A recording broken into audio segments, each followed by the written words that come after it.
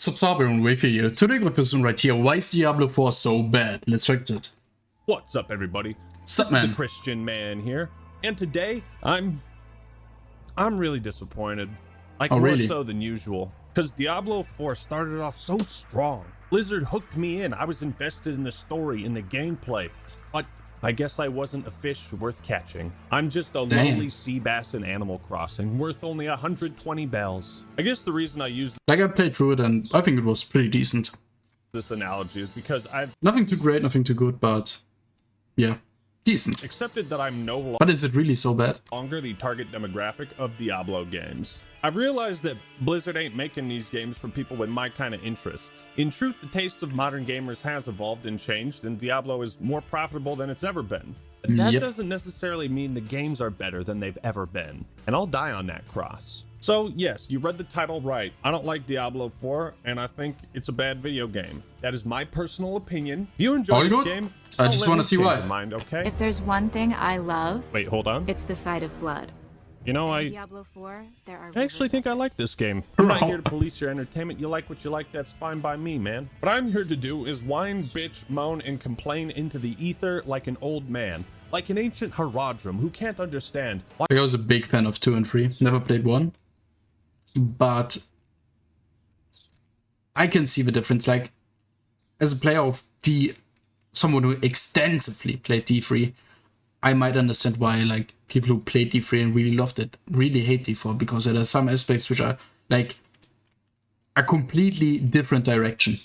everyone's forgotten the old ways. I really wanted to like Diablo 4, but the longer I played it, the more I came to despise it. But before we jump into hell, this video is sponsored by Rocket Money, an all-in-one Spotted. finance platform that helps you save more and spend less. This finance app allows you to manage You're gonna watch subscriptions, it. lower bills, You can skip build a if you want. custom budget, and grow your savings I'm here to all in one support. place. What I love about Rocket Money is it keeps track of all of my recurring monthly payments, so I don't have to go to 1,000 different places to see what I'm spending all the time. It makes it very quick and easy to manage and or cancel them. I guarantee you everybody watching this is paying some kind of monthly subscription that they shouldn't be or don't need to. Why? Rocket Money can Why? help lower It's your free, man. bills, and you can monitor your spending by setting up custom budgets. No more gambling my life savings on CSGO skins, am I right, fellas? I also like to use Rocket Money to avoid paying taxes just I don't understand the people who try to make a profit on CS. Like, it's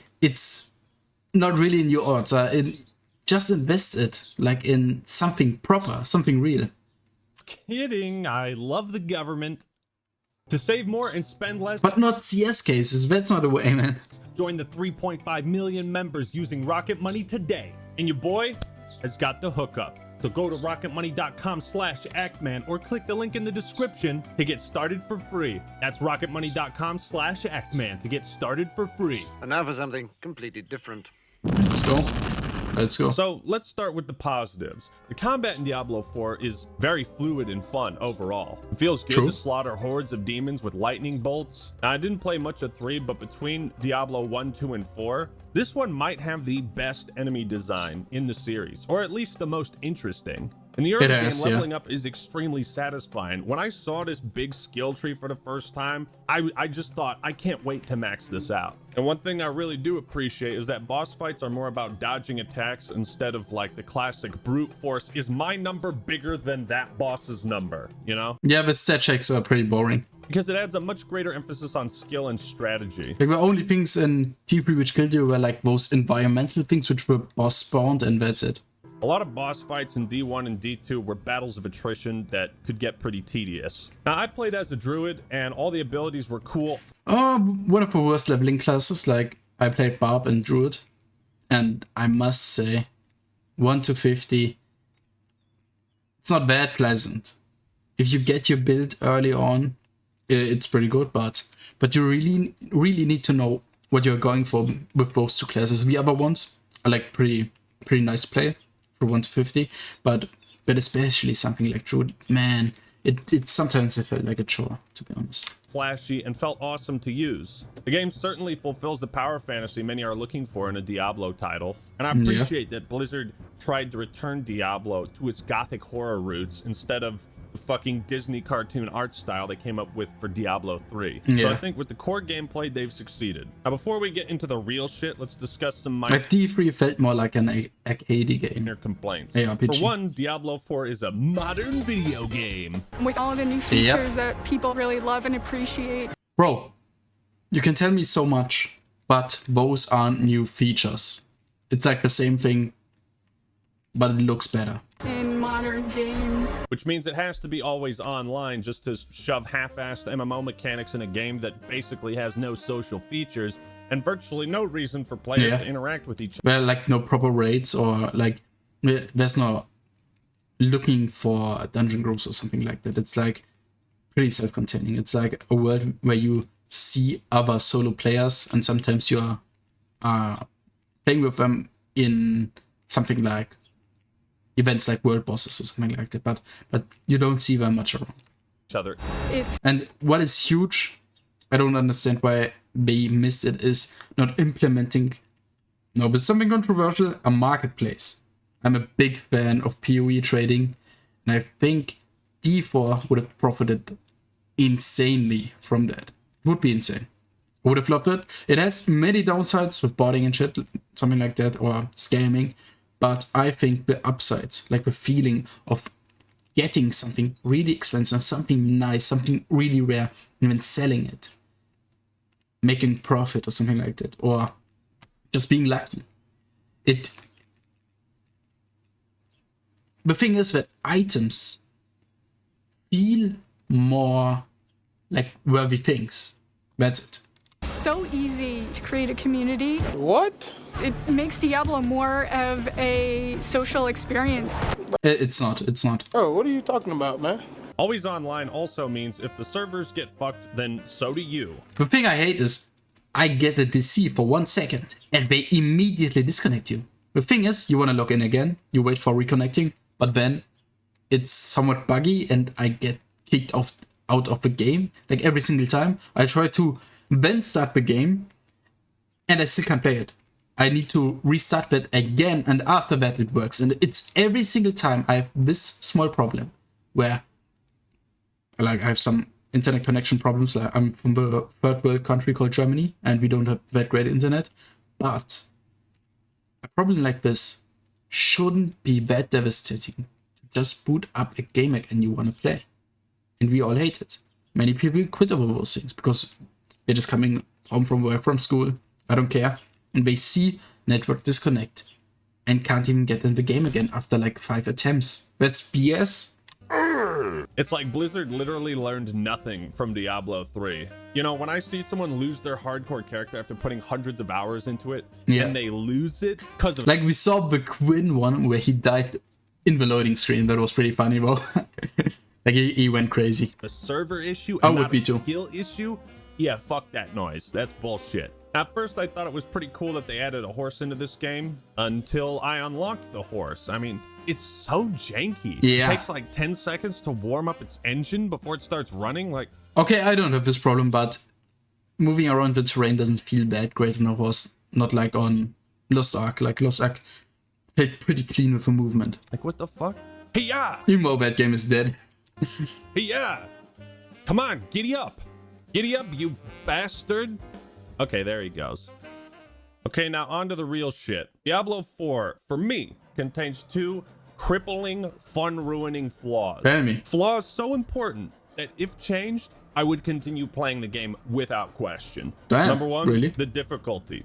Number 2, the skills. Let's start with difficulty. So I stopped playing at level 48 after beating the campaign. Now, you can run down to the comments section and tell me what a casual scrub I am, that I need to play on World Tier 3, and how Diablo 4 starts to get fun and challenging after I beat the game and reach level 50. And if you're thinking that, you've just proven my point.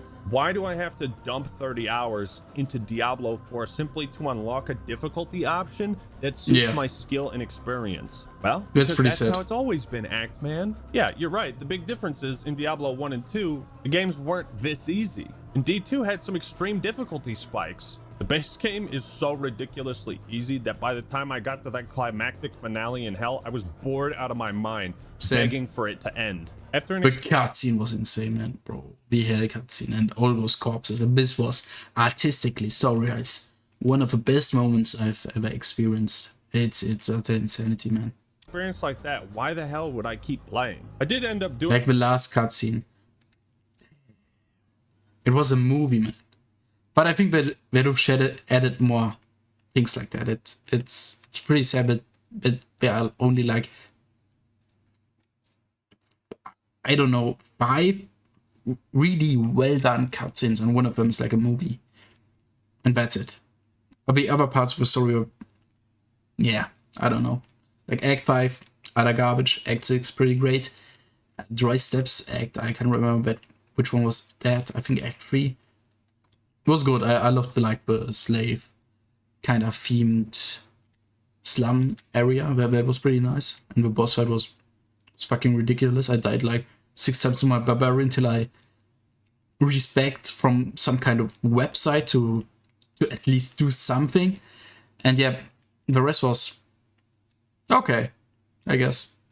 Doing the first capstone dungeon, and for whatever reason that was like a light switch. It's like, oh my god, I'm actually dying to boss mechanics and not just cheap gimmicks like hard crowd control that lock me in place for 5 seconds. I'm not exaggerating when I say every single death I had besides this boss was from hard crowd control. The game had to stop me from moving in order to kill me. This capstone dungeon was like the highlight of my playthrough, likely because I was underleveled for it. So why is this game so easy? In Diablo 4, literally everything scales with your level. The cost of items and upgrades, strength of enemies, gear. It's funny because every quest has a level recommendation next to it, yet it's always the same as your level. So it's like, what's the point? This does provide some positive benefits. It makes it easy to play with friends of higher or lower levels. You don't have to worry about your buddy who's played for 600 hours, one-shotting everything and robbing you of the gameplay experience. Another nice touch is that you don't ever out-level quests, dungeons, or the main story. So you can progress these things in any order you want. However,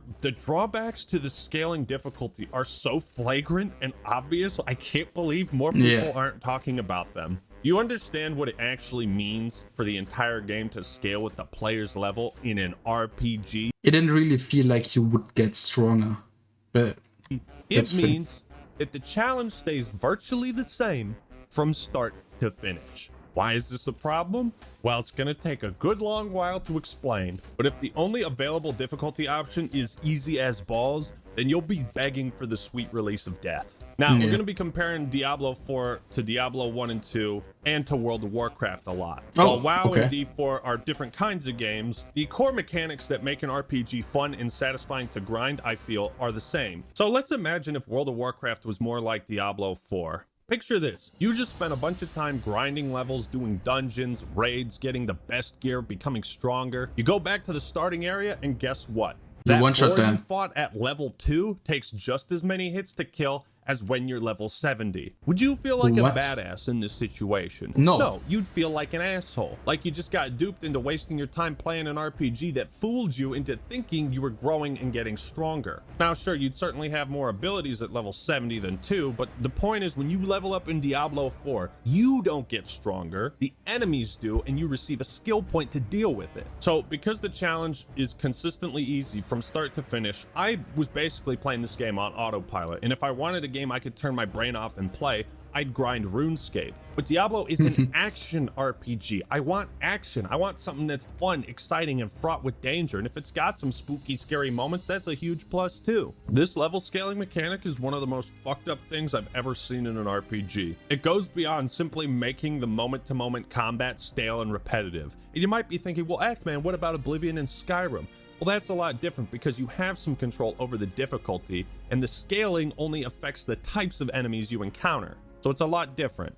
To be fair, I think Diablo 4 excels in its enemy design. There's a ton of cool creepy demons like those spider hosts and the walking ball sacks that spawn flies. The Balrogs return, as do the Fallen. Everything fits a theme based on the area it's in, and I like that. Enemies can spawn in unique ways. They unfreeze in the snowy areas or ambush you when you loot certain chests. Enemy movesets are flashy and fun to play around.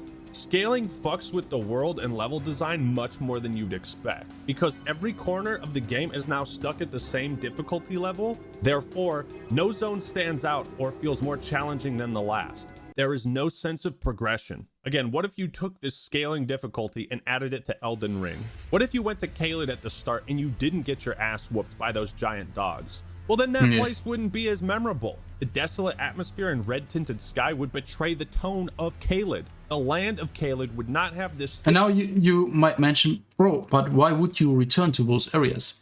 They could implement something like specific like world events, like the Helltide shit or something like that, where specific areas just get corrupted and are like much more harder. But in general, they should be like level cap. Maybe Kyovo should be just 1 to 20 and so on. Stigma among souls. So when you get to the last area, like is it Skullskin or Cage's Zone? What of them is the last area? I think Cage's Zone. Then just pump up with any level, like turn in same amount and make it that difficult. Depends, because you go when you are when you do the campaign, you go through Cage's Zone to Skullskin, then back to Cage's Zone. Maybe make it like area specific, not like completely region specific. That would be also interesting. A challenging, oppressive area of the game, and that's what makes it stand out. You get what I'm saying? When you give players far too much freedom to explore an open world and you don't gatekeep any sections of it, then they end up having nothing to look forward to and nothing to go back to. Yeah. It feels like there's no rhyme or reason to what I'm doing in the world of Sanctuary, and it doesn't matter what order I do it in, so it all just feels the same to me. Is this making any sense, or am I just talking out of my Diablo butthole? You know how in Breath of the Wild, after leaving the tutorial, you could go straight to Ganon's castle? I mean, you'd stand no chance, but that type of freedom is genius because you're given a sense of progression in the world and the different zones. You're not supposed to be here yet, but the designers still let you. I feel like this is just like basic open world RPG design 101. Yeah. They dangle a super hard boss or tough enemy in front of you and say, come back when you're stronger, bitch. There's plenty of examples, the anti-guy in Paper Mario, the skeletons next to Firelink Shrine, or the sword dancer in Tales of Symphonia. That's why going back to Slaughter the Tree Sentinel was so satisfying, because at that point you feel like you've grown stronger and got... Level 1, I did them all the time. When you go out there, you try to beat him till you did it. gotten better at the game since he whooped It gets easy after a while.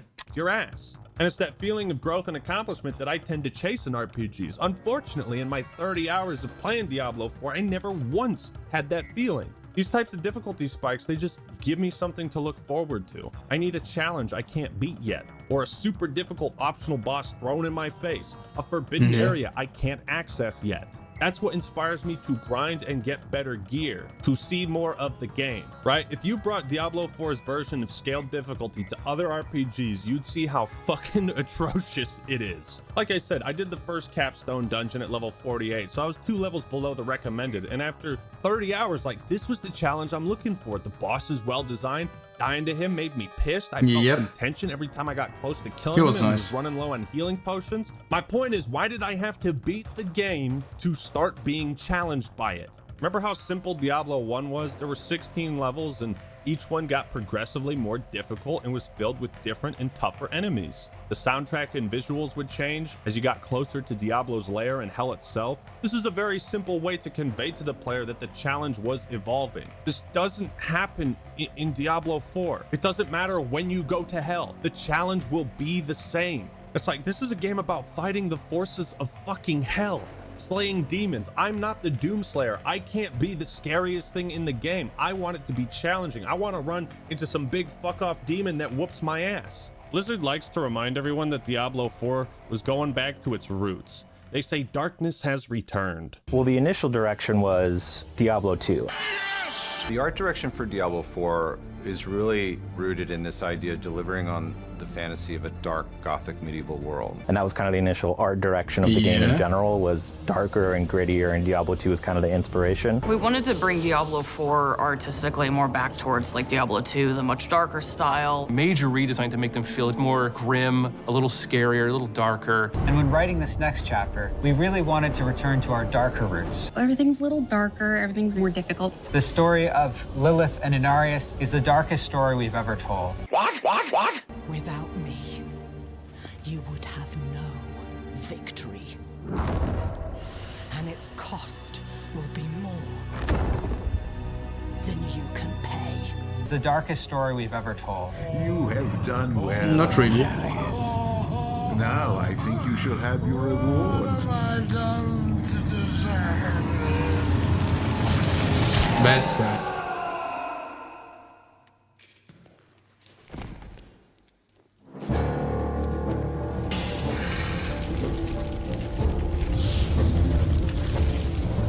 The story of Lilith and Inarius is the darkest story we've ever told. The dark tone is at direct odds with the gameplay because you're slaughtering endless hordes of trash mobs like it's nothing. You could compare this idea to Bloodborne or Bioshock or Dead Space, where the gameplay matches the tone of the locations and narrative. You see, the brilliance of Diablo 1's design is there are very few moments where you can let your guard down, even at the start, because even the trash mobs can surround you and kill your ass. This made exploration in Diablo 1 very tense and methodical. It was an action RPG, but it also felt like a survival game. But this whole aspect of surviving the forces of hell started to become more and more irrelevant when they released the second game. The issue with Diablo 1's design is that it doesn't fulfill the power fantasy modern gamers are looking for in a Diablo game. Like I said, the tastes have changed, and I accept that. Diablo fans nowadays want to kill hordes of demons that fill up the entire screen, and they want to feel like a badass. The problem I have with this is it makes most fights with basic enemies feel totally trivial and pointless, because they serve no actual threat. Now, this doesn't bother me in normal RPGs where you outlevel enemies, because of the scaling, that's not a thing. At some point, I realized that fighting random enemies on the way to a quest was a waste of time, because the quest itself will give me demons to fight, so I might as well skip all combat in the open world entirely. You see, it's not enough to make a somewhat linear ARPG that progresses in challenge through 5 different acts. They need to make a Diablo game into some sort of endlessly replayable grind fest in order to maximize player retention and justify a live service business model. Diablo 2 was more open, but it was segmented, you know? You couldn't just run to the Act 5 area at the start. Wait, but doesn't have D4 like problems with grinding things for? Like, I've heard of it like big problems in the end game. Part of the game. If they had to have the open world, I would have suggested make the campaign somewhat linear, and then once players beat the game, the world opens up. But there would be a lot more to it than that. The point is, when you throw hundreds and thousands of trash mobs at me, it trivializes the combat and therefore trivializes the threat hell itself poses to the world of Sanctuary. When I did finally get to hell, there was a brief moment of excitement. I was like, oh, fuck yeah. I'm gonna start seeing some crazy ass enemies. And then it was the same demons I was fighting at the start of the game. Even the unique bosses aren't all that challenging. Take the Astaroth battle, it's built up quite a bit. I mean, you're fighting a Hell Knight riding a giant 5-headed demon dog. Talk about fucking epic. This should be a major checkpoint in the player's skills, and this guy should be a total badass. Instead, he's a cakewalk because of scaling difficulty. I made a video a long time ago about the most important thing every video game needs, and it's challenge. If I'm not challenged, you know, then I don't see a point. I don't see a point to playing the game, and that's how I feel about Diablo 4. I might have been willing to grind to World Tier 3 and deal with the game's lack of difficulty up to that point if it weren't for the second crippling flaw, the skills. Now, at first I was having a blast with this game, and every time I leveled up, I was super pumped to spend the next 5 minutes looking at the skill tree and carefully considering what I would put my point in. I felt like my playstyle was constantly expanding until I unlocked my ultimate. Once you do that, the game becomes extremely repetitive as your playstyle is set in stone from then on, and you're only investing points in passive bonuses and stat increases. Sure, you can respec and swap out skills, but you're only allowed 5 abilities and a basic attack. Once you max these abilities out, you can only move laterally, not vertically. You can't expand your playstyle or your arsenal of tools, you can only swap things out. Does that make sense? Yes, this limitation... Yeah, we still need more sub-skills. That's the thing. Does create trade-offs and forces players to think carefully about what to invest in and what type of playstyle they want. But I remember Diablo 2 doing this exact same thing and letting you have 8 abilities and a basic attack. And shit, 2 weapons you could swap between. Damn. Shit, man, even the original Diablo let you have, what, like 30 different abilities and magic spells? I guess this 5-skill limitation in Diablo 4 wouldn't bother me so much if it weren't so tedious to change builds, right? If you get to a super high level in Diablo 4 and decide to change your playstyle, you better have enough gold to change it back in case you hate it, because there is no loadout system, which I think would work if you could purchase like loadout slots and you could swap those out at the stash. I'd probably keep playing the game if that was a thing. But right now it just feels like Diablo 4 is insistent on restricting the most fun aspects of its gameplay. Is it for balance? Balance for what? PvP? Who the fuck cares? WoW lets you use like 500 different abilities. Balance for PvE? That's a laugh. We just established the game is too easy up until you hit level 50. Maybe it's to force players to make trade-offs, and that seems more likely, but come on, man. It's boring. A main cornerstone of D4 is play your way. Between all of our different systems, you can really create a custom character in ways that was not available in previous Diablo titles. You're What? What? a liar! You're a liar! In the eternal conflict between the high heavens and the burning hells, Diablo 4 offers you more choice than ever before. This too is false. Because we have all of these different ways to make your own character, there's a lot more possibility compared to previous titles of how you want to play, how you want to build your character. Liar! You see, I had this fantasy of being a lightning-throwing, shape-shifting druid. I wanted to have a hybrid between those 2 builds, but I had to settle for just the lightning. Why can't we have more hotkeys? Is it a technical limitation, like because they're making a game for consoles too? Well, that doesn't make sense because Dragon Age Origins, Fable, and other RPGs have had workarounds for that issue. But let's look at another top-down RPG that's also on console. Divinity Original Sin 2, one of the greatest video games ever made. You can invest points in the memory stat to unlock more skill slots. There's no limit, and you can do this with 4 different characters. It's literally like that easy, or at least it would be if when you leveled up, you can invest points in attributes, but you can't do that in Diablo until level 50. What the fuck? What were they thinking? Look, these are 2 radically different kinds of games, but the point is, as someone who's played a fuck ton of RPGs, I have a lot more fun with this than this. The limitations on skills and the backwards ass design of scaling difficulty have basically killed any long-term enjoyment I could have had with this game. You blew it! Diablo 4 is plagued by so many what the fuck were they thinking type of issues. It's almost comical. What the fuck? You know how when PC players play a first-person shooter and they lose their mind if they can't control the field of view? That's exactly how I felt playing Diablo 4. Like, bro, why is the camera so zoomed in? They got custom games in Warcraft 3 that let you zoom out further than what the base game lets you. Dude, zooming out is one of the biggest features they flaunted when they were promoting StarCraft Remastered. I just don't get it. Look, I'll show you, okay? Here's the FOV in the original.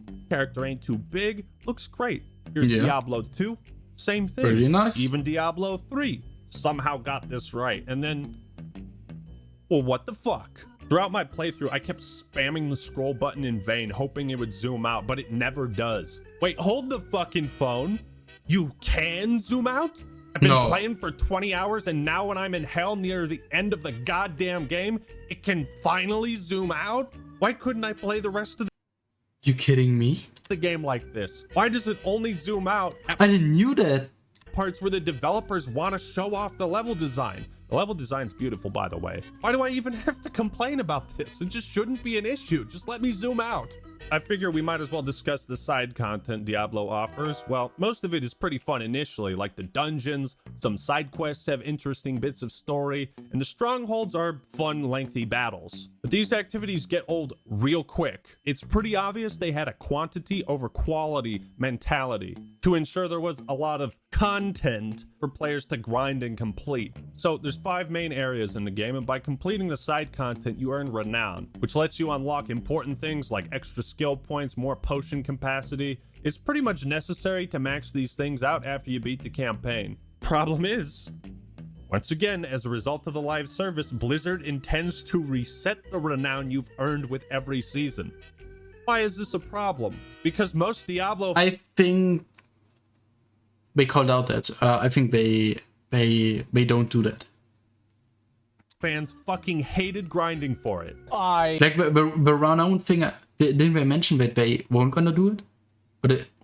Or am I wrong? Like, I don't know anymore. Please tell me. I don't know why they are holding on to the idea that refarming renown will be fun.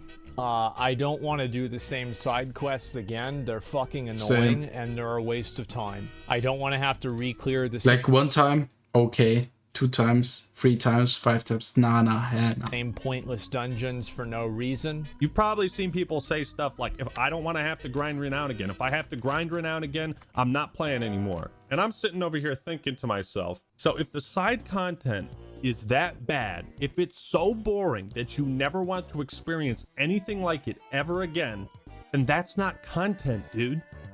Those are chores. You're at the grocery store right now, checking off a list.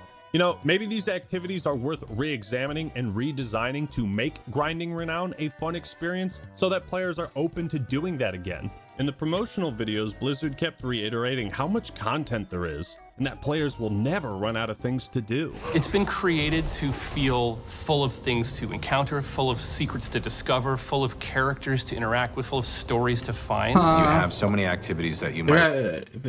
Like, yeah, there are many activities, but there's like this event where you need to help out some people and then you get ambushed, and that's like copy pasted like 500 times. Run into. Diablo 4 offers so much more for players to do than ever before. We've really crafted the world to feel like there's always something just around the corner to find. Every single time you come back to play Diablo 4, there's going to be new stuff for you to experience. There's over 120 dungeons to play through and find. We've got almost 150 dungeons in the game. There's going to never be an absence of something to do. It's really just going to be a way to keep coming back and experiencing more Diablo 4. It's usually a red flag when I hear developers talk like this, because what they're actually trying to say, if you translate it, is our game is going to have endless amounts of boring, tedious, and shallow activities. They focus on the scale of content instead of its... Like, you don't need to have like the insane variety of content which is not deep at all. You need a few things which you settle for, and that's going to be pretty deep, something where you invest your time in this pretty like it goes out in many directions. But it should be considered that you put your time and effort to just a few of those things, and not like pasting the shallow things all over again. That's nothing. Quality. They prioritize the grind instead of the fun, the exciting, and the new. I don't know, man. Like I'm a grinder. I love that, but it's not well implemented here, to be honest. I just don't not get that it. well. I don't understand the appeal of having my progress and my character reset every few months, and then having the devs try to pass it off as a feature and not a corrupt save file. You know, getting to level 40 and saving up enough money to buy a mount in WoW Classic was a big deal. I felt so accomplished after I did that, and that I could explore the world much more efficiently. Yeah. But more importantly, Blizzard didn't take my mount away after 3 months and say, go do all that shit again, asshole.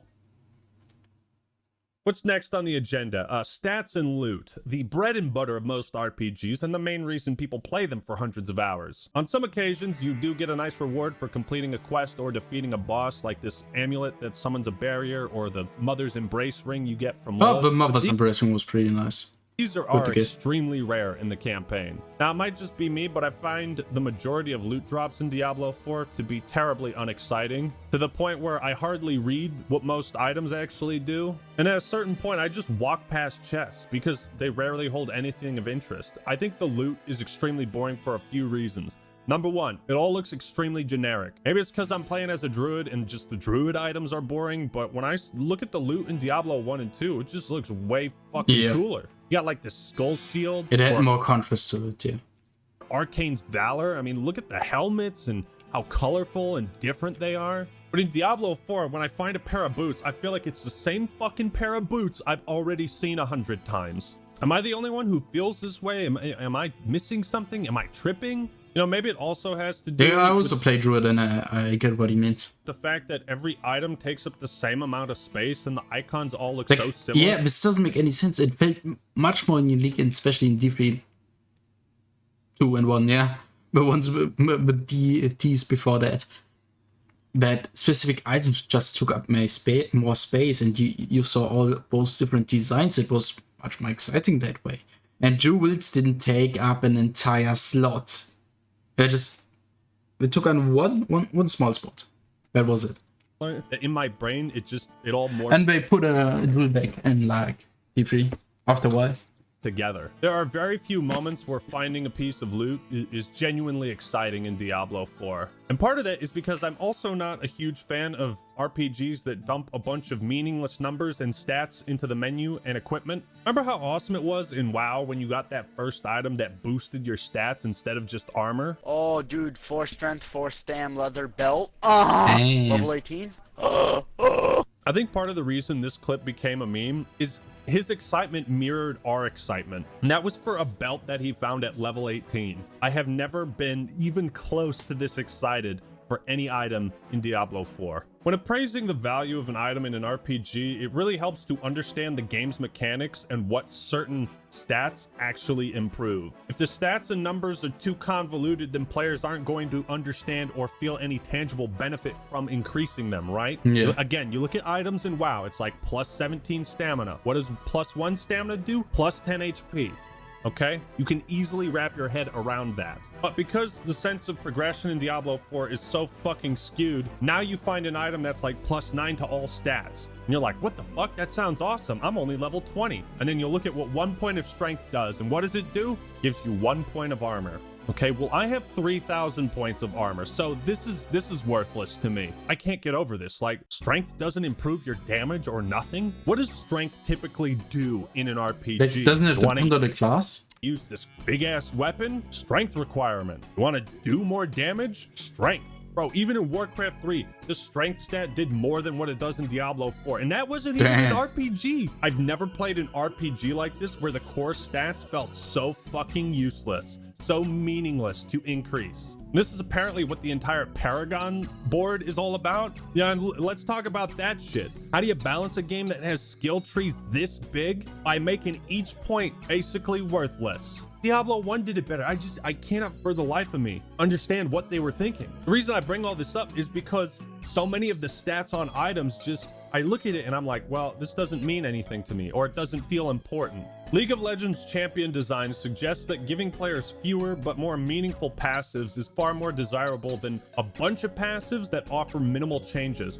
because you're not going to notice most of this shit at all, especially when the enemies are scaling with you. There's so many different damage modifiers, you know, complex number calculations like damage to close enemies, damage to distance. There's a system called the bucket system, and I don't want to explain it. You can Google it, but it's a bit extensive. Enemies. Well, where's the stat for damage to enemies at a moderate distance? Why don't you have that as well? Why is it necessary to have like 8 different stats to calculate how much damage something does? Why do resistances reduce incoming physical damage as well as magical damage? It's just like, I just think this is like the worst stat system I've ever seen in an RPG. It defies belief to me.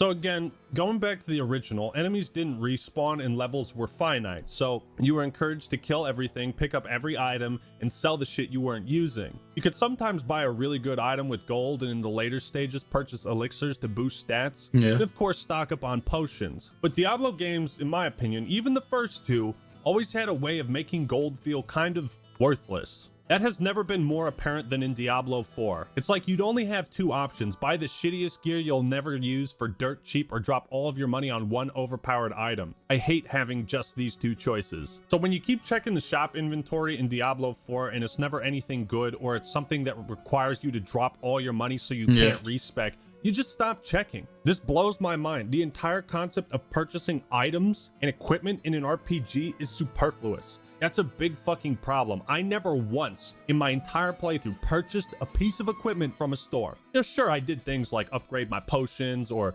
craft elixirs or upgrade my gear, but I never bought anything. In fact, this item has more item power, but the ring I currently have equipped has higher resistances. So like, why the fuck would I ever buy this or that or that? Imagine creating an RPG where the in-game currency feels worthless. At one point, I stopped trying to pick up gold entirely if it was 2 seconds out of my way. And again, because the value of items scales and everything is progressively getting more and more expensive, I feel like I'm only able to afford 1 or 2 items at any particular store.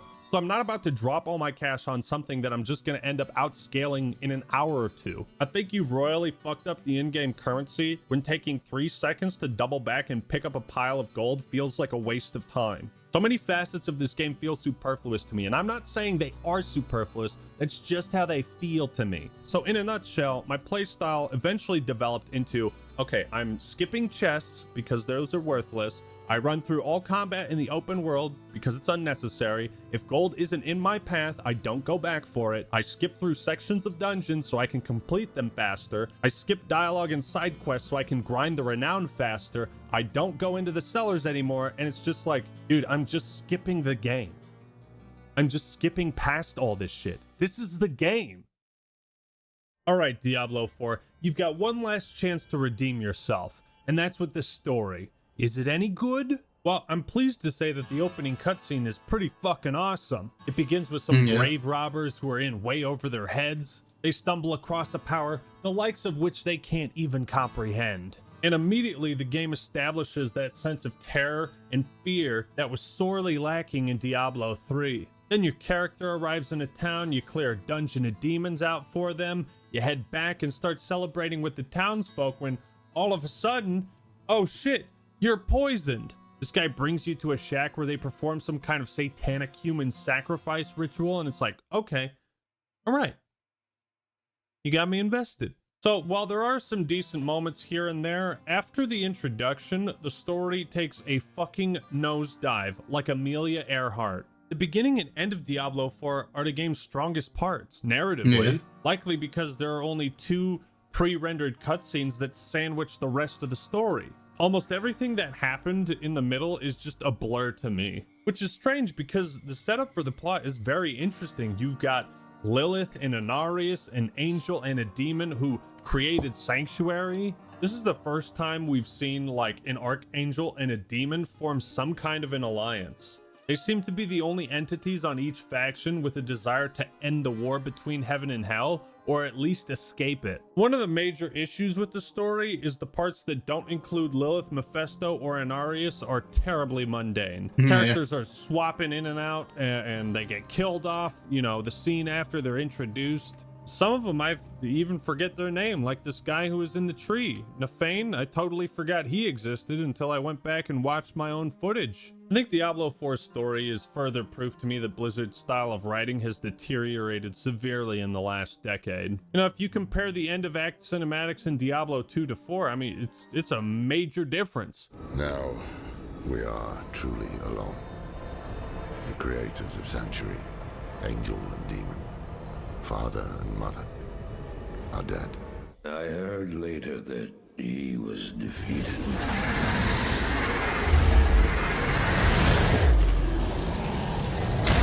And that the Soulstone were... Make this much better, man. In Hellforge.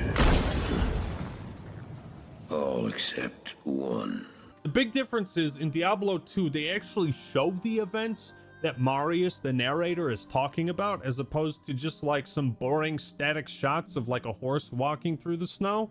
It's why I seen like this. Lilith and Astaroth had made a deal, and we were the ones who would pay the cost. Is nowhere near as interesting or engaging as this. Take it.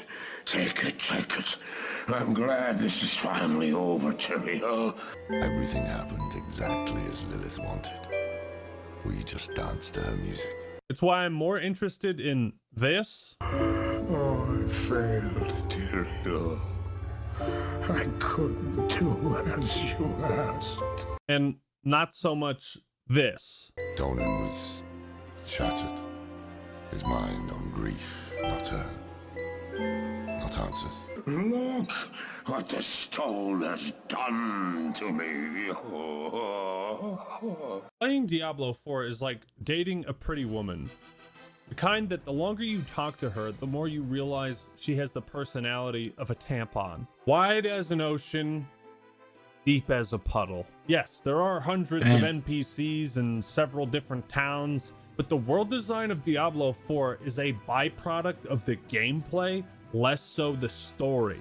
Now, what do I mean by that? What are those words that are coming out of your mouth, Act Man? Well, let me explain. The open world isn't there to service some kind of overarching or branching narrative. It's to create a big-ass map that the developers can litter with tons of activities to keep players busy and keep them grinding. You might have noticed that almost none of the optional dungeons in this game have any sort of story or history behind them. But I find the most immersive game worlds are those that tell a story while I'm playing through them. Now, if you want to understand what's so wrong with Diablo 4's world, we need to look back at the first game, because it's the polar opposite of everything Diablo 4 is trying to be. I think Blizzard knows that Tristram is the most memorable location in the series, because in every sequel they find a reason to take you back there. The thing is, Blizzard doesn't seem to understand why Tristram is such an iconic and memorable location. Oh yeah, the music does some pretty heavy lifting, but the main reason comes down to this phrase: less is more. Bigger isn't always better. Just ask my gargantuan penis. Diablo 1 took place in a single location, Tristram, and there were 8 characters that lived there, a couple cows, and a cathedral that led down to hell where the bad guys were. Each character offered a combination of advice, exposition, and insight for the player. Whenever you got a quest in Diablo 1, you could ask each of the 8 residents about it. This added important context and massive build-up to each quest. Dang. I saw what Farnham calls the Butcher, as it swathed a path through the bodies of my friends. He swung a cleaver as large as an axe, hewing limbs and cutting down brave men where they stood. I know more than you think about that grisly fiend. His little friends got a hold of me and managed to get my leg before Griswold pulled me out of that hole. I'll put it bluntly. Kill him before he kills you and adds your corpse to his collection. By the light, I know of this vile demon. I don't know what he used to slice open his victims, but it could not have been of this world. Beware if you plan to battle this fiend. The Butcher is a sadistic creature that delights in the torture and pain of others. You have seen his handiwork in the drunkard Farnham. Big cleaver, killing all my friends. Couldn't stab him, had to run away. So everyone in town is telling you this guy is a big fucking menace, but from their own unique perspective. This added realism to the world of Diablo and its characters. It created build-up and tension to every quest and every boss fight. There's a reason Blizzard keeps bringing back the Butcher in newer Diablo games, and it's because this quest from the first game is just that iconic. But why? The spirits of the dead are now avenged. Well, part of the reason is for every quest in Diablo 1, you get to consult the same 8 characters. This makes the plot easy to follow as it's not being communicated through like 40 different characters. Diablo 4 is like the exact opposite. It feels like once again the designers had to justify this open world design by having you constantly jumping from one area to the next. No one person, quest, or area is given enough screen time to become truly memorable aside from a handful of moments. Prime example of this style of writing is the Tree of Whispers. It's an ancient tree decorated with the severed heads of those who pursued its knowledge. Now that sounds fucking awesome, but this place has barely any build-up to it at all. You can't really ask characters to prod their knowledge of it. Lorath and Donan might have a couple lines, but it's nothing deep. So it makes this ultra cool area of the game feel far less important than the world is trying to make it out to be. What it boils down to is, ironically, the original Diablo, which takes place in a single town consisting of 8 characters, tells a vastly more interesting, relatable, and immersive story than all of the towns and people in Diablo 4 combined. Now, maybe that's just nostalgia squirting out my ass, but let me convey this point with a question.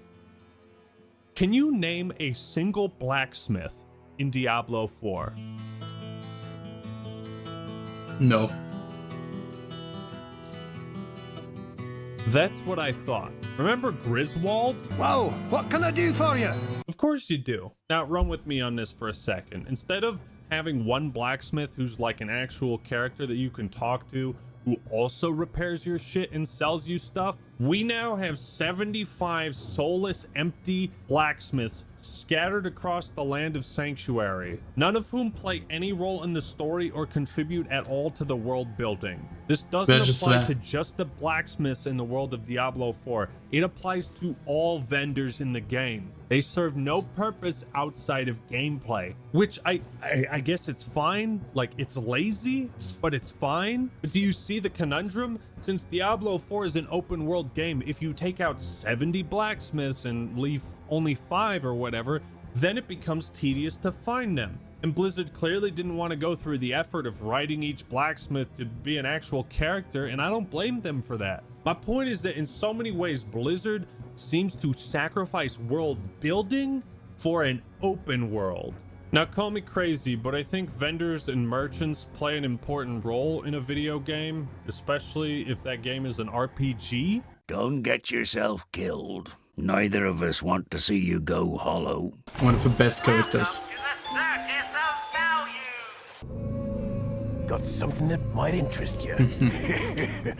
No, I think all NPCs should play some kind of role in an RPG or offer a slice of life, but outside the characters in the main story, most of the people who inhabit Sanctuary aren't memorable or important at all.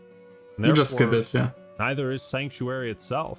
I don't know, man. The scaling difficulty and restrictive skill trees make the core gameplay feel extremely easy, boring, and repetitive, and with some slight changes that they'll probably never do, would improve the game vastly. The loot is uninteresting. Most of the game's content is shit I just ended up skipping trying to get to the fun part, but I never really got to the fun part. In the end, for all of Blizzard's efforts to make Diablo 4 a massive open world game with tons of replayability, content, and depth, it ends up being no deeper than the puddle in my backyard. And that is why Diablo 4 is so bad. Dang. Thank you all for watching. Hope you enjoyed. Damn. Wow. Many true things. But to be honest, I wouldn't say it was so bad. I would say, why is it just decent? But yeah. Go comment. Go tell me your opinion.